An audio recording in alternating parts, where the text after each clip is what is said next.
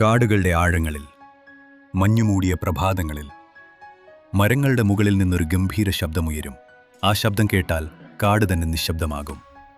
അതാണ് വേഴാമ്പൽ.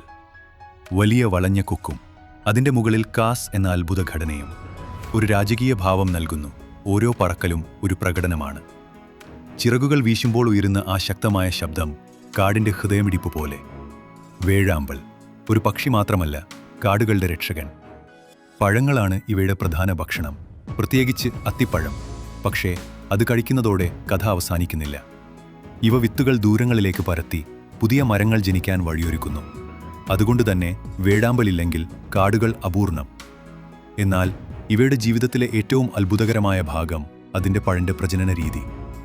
മരത്തിൻ്റെ ഉള്ളിലെ ഒരു പൊൾ, അവിടെയാണ് ഒരു അമ്മ സ്വയം അടച്ചുപൂട്ടി പുതിയ ജീവനെ കാത്തുസൂക്ഷിക്കുന്നത്. പുറത്ത് ഒരു അച്ഛൻ അവളെയും കുഞ്ഞിനെയും സംരക്ഷിക്കാൻ. ദിവസം തോറും ഭക്ഷണം എത്തിക്കുന്നു. ഒരു ചെറിയ ദ്വാരം മാത്രം, ജീവിതത്തിൻ്റെ ഏക ബന്ധം. ഇത് വെറും ജീവനമല്ല, ഒരു വിശ്വാസം, ഒരു ബന്ധം, ഒരു അതുല്യമായ സ്നേഹം. കാലം കടന്നുപോകും, കുഞ്ഞ് വളരും. അവസാനം ആ അടച്ചുപൂട്ടിയ ലോകം തുറക്കും. പുതിയൊരു പറക്കൽ, പുതിയൊരു ജീവിതം. പ്രകൃതിയുടെ അത്ഭുതങ്ങളിൽ ശബ്ദവും സൗന്ദര്യവും സ്നേഹവും ചേർന്ന് ഒരു ജീവിച്ചിരിക്കുന്ന കഥ.